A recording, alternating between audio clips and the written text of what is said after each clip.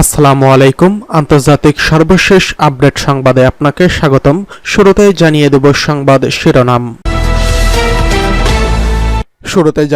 অবশেষে রাশিয়ার সঙ্গে যুদ্ধ শেষের আগ্রহ প্রকাশ করলেন জেলেনস্কি।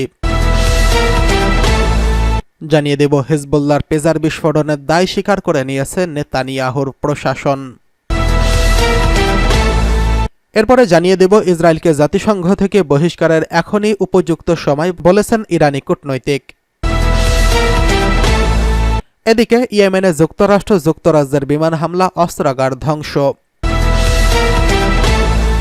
সর্বশেষ রয়েছে বিক্ষোভে উত্তাল যুক্তরাষ্ট্র, নিজ নীতিতেই বিপাকে পড়ছেন ডোনাল্ড ট্রাম্প। এতক্ষণ শুনছিলেন সংবাদ শিরোনাম, এবারে বিস্তারিত। রাশিয়ার সঙ্গে যুদ্ধ শেষের আগ্রহ প্রকাশ করলেন জেলেনস্কি। অবশেষে রাশিয়ার সঙ্গে যুদ্ধ শেষ করার বিষয়ে কথা বললেন ইউক্রেনের প্রেসিডেন্ট ভলোদিমির জেলেনস্কি। এক সংবাদ সম্মেলনে তিনি বলেছেন, ইউক্রেনের দুয়ার সবসময় আদর্শিক কূটনৈতিক জন্য উন্মুক্ত। রাশিয়া ইউক্রেন যুদ্ধের সমাপ্তি ঘটাতে কূটনৈতিক তৎপরতার পাশাপাশি মিত্রদের শক্তি প্রয়োগের বিষয়টিকেও গুরুত্ব দিতে হবে। জেলেনস্কি বলেন, একটি স্পষ্ট বোঝাপড়া ছাড়া কূটনৈতিক লক্ষ্য অর্জন করা সম্ভব নয়। শুধু অস্ত্র দিয়ে কাজ হবে না, এজন্য শক্তি প্রয়োগ ও কূটনৈতিক তৎপরতা একসঙ্গে চালিয়ে যেতে হবে। শান্তি প্রতিষ্ঠার লক্ষ্যে কূটনৈতিক তৎপরতাকেই দীর্ঘস্থায়ী সমাধানের পথে বলে অভিহিত করেছেন জেলেনস্কি। এই সময় তিনি ন্যায্যভাবে ইউক্রেন যুদ্ধের সমাপ্তি ঘটানোর আহ্বান জানিয়েছেন। রুশ প্রেসিডেন্ট ভ্লাদিমির পুতিনের সঙ্গে শান্তিপূর্ণ আলোচনার জন্য সব সহযোগিতা চেয়ে জেলেনস্কি বলেন, আদর্শিক কূটনৈতিকের জন্য ইউক্রেনের দ্বার সবসময় খোলা। তবে একই সময় যুক্তরাষ্ট্র ও ন্যাটোর প্রতি অস্ত্র সরবরাহের আহ্বান জানিয়েছেন জেলেনস্কি।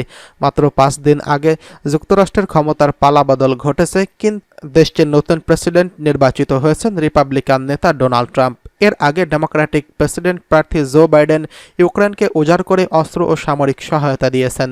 এখন নতুন প্রেসিডেন্ট ডোনাল্ড ট্রাম্প ইউক্রেন ইস্যুতে কী সিদ্ধান্ত নেবেন তার উপরে ইউক্রেন তো বটেই, পুরো বিশ্ব তাকিয়ে রয়েছে।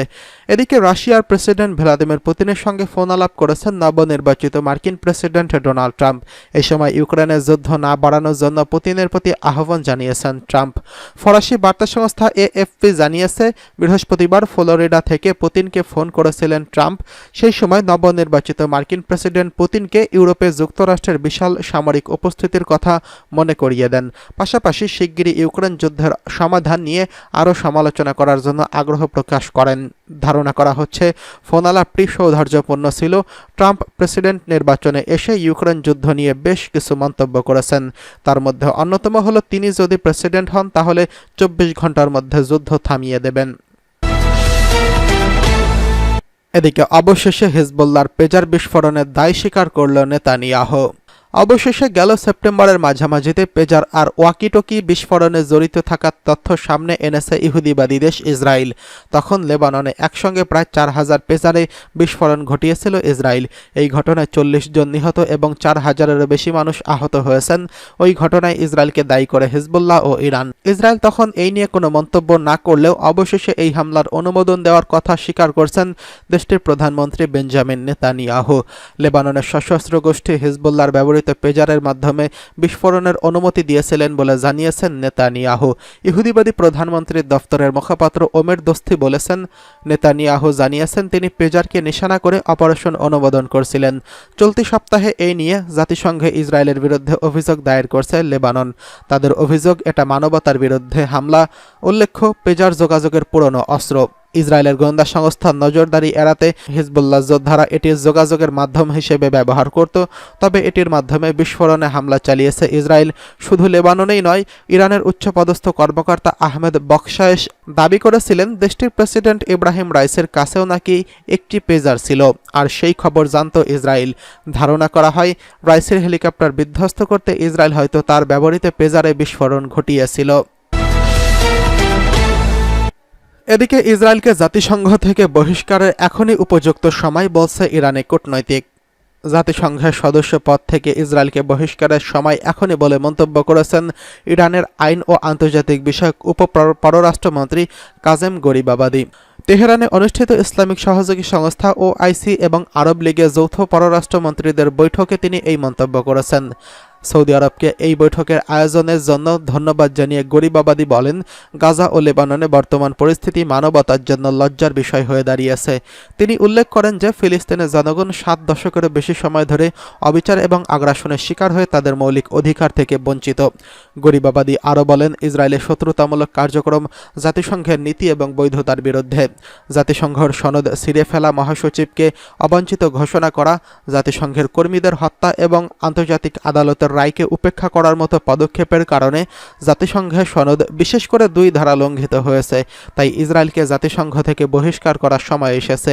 ইরানের এই কর্মকর্তা আরও বলেন, ইসরায়েলের বিরুদ্ধে সম্পূর্ণ অস্ত্র, অর্থনীতি এবং বাণিজ্যিক নিষেধাজ্ঞা আরোপ করা উচিত এবং ফিলিস্তিনে দখলদারিত্বকে সমর্থনকারী সব প্রতিষ্ঠানের উপর নিষেধাজ্ঞা আরোপ করা উচিত। এদিকে ইয়েমেনে যুক্তরাষ্ট্রের বিমান হামলা, অস্ত্রাগার ধ্বংস। ইয়েমেনের রাজধানী সানা এবং বিভিন্ন স্থানে একযোগে বিমান হামলা চালিয়েছে যুক্তরাষ্ট্র ও যুক্তরাজ্য। হুতি বিদ্রোহীদের নিয়ন্ত্রিত আল মাসিরাহ টেলিভিশন চ্যানেল এই তথ্য নিশ্চিত করেছেন। পেন্টাগন জানিয়েছে, এই হামলায় উন্নত অস্ত্রশস্ত্রের একটি গোদামকে লক্ষ্যবস্তু করা হয়েছে, যা লোহিত সাগর এবং এডেন উপসাগরে চলাচলকারী সামরিক জাহাজগুলোতে হামলার জন্য ব্যবহার হতো। শনিবার রাতভর সানা এবং উত্তরের আরমান প্রদেশ সহ বিভিন্ন এলাকায় এই হামলা চালানো হয়। আল মাসিরাহ টেলিভিশনের প্রতিবেদনে জানানো হয়েছে, স্থানীয়রা তীব্র গুলির শব্দ এবং বিস্ফোরণের আওয়াজ শুনছেন, তবে এখন পর্যন্ত কোনো হতাহতের খবর পাওয়া যায়নি। এদিকে বিক্ষোভে উত্তাল যুক্তরাষ্ট্র, নিজ নীতিতেই বিপাকে পড়ছেন ডোনাল্ড ট্রাম্প। বিশাল ব্যবধানে ডেমোক্র্যাটিক পার্টির প্রার্থী কমলা হ্যারিসকে হারিয়ে মার্কিন প্রেসিডেন্ট নির্বাচনে জয়ী হয়েছেন রিপাবলিকান পার্টির প্রার্থী ডোনাল্ড ট্রাম্প। নিরঙ্কুশ জয়ের পর ট্রাম্প যেমন অসংখ্য শুভেচ্ছা বার্তায় ভেসেছেন, ঠিক তেমনই তার জয় হতাশার কারণও হয়ে উঠেছে অনেকের মাঝে, যার জেরে ট্রাম্পের বিরুদ্ধে পথে নামেন হাজার হাজার মানুষ। নবনির্বাচিত প্রেসিডেন্টের ঘোষিত নীতির প্রতিবাদে শুরু হয় এই বিক্ষোভ। রোববার দ্য গার্ডিয়ানের খবরে বলা হয়েছে, মূলত নারীদের গর্ভপাতের বিরোধিতা এবং অভিবাসীদের দেশ ছাড়া করার প্রতিশ্রুতিকে কেন্দ্র করেই শনিবার ট্রাম্পের বিরুদ্ধে ক্ষোভ উগরে দেন বিক্ষোভকারীরা। ফলে বেশ বিপাকেই পড়ছেন ডোনাল্ড ট্রাম্প। বিক্ষোভের আগুন ছড়িয়ে পড়েছে ওয়াশিংটন ডিসি এবং নিউ ইয়র্কে। প্রতিবেদনে বলা হয়েছে, নারীদের গর্ভপাত অধিকার নিয়ে হুমকি, ক্ষমতা গ্রহণের পরপরই যুক্তরাষ্ট্র থেকে গণহারে অভিবাসীদের বের করে দেওয়ায় ডোনাল্ড ট্রাম্পের প্রতিশ্রুতির প্রেক্ষাপটে এই বিক্ষোভ হয়। বিক্ষোভে অংশ নিতে নিউ ইয়র্ক, সিয়াটল এবং ওয়াশিংটন ডিসি সহ অন্যান্য শহরের রাস্তায় নেমে আসেন শত শত মানুষ।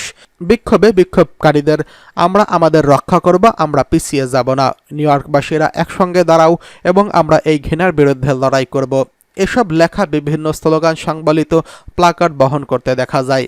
নিউ ইয়র্কে অংশ নেওয়া বিক্ষোভকারীদের মধ্যে ছিলেন বিভিন্ন পরামর্শক গ্রুপের কর্মীরাও। তারা কর্মীদের অধিকার এবং অভিবাসীদের বিষয়ে ন্যায় বিচারের আশ্রয় নেওয়ার দাবি জানিয়েছেন। এছাড়া ওয়াশিংটন ডিসিতে হেরিটেজ ফাউন্ডেশনের বাইরে বিক্ষোভে অংশ নিয়েছেন সংগঠন উইমেন্স মার্চ এর কর্মীরা। এছাড়া নারীদের পদমর্যাদার মাধ্যমে বিক্ষোভে শুরু হয় এবং অনেকেই নারী বিক্ষোভে যোগ দেন। এ সময় সামাজিক যোগাযোগ মাধ্যমে প্রকাশিত কিছু ছবিতে দেখা গেছে, বিক্ষোভকারীদের হাতে ভালো আচরণের নারীরা ইতিহাস তৈরি করে না, আপনারা কখনোই নিঃসঙ্গ নন, যেখানে আমার পছন্দের অধিকার নেই সেখানে আমার কোথায় স্বাধীনতা, এসব লেখা স্লোগান সংবলিত প্লাকার্ড দেখা যায়।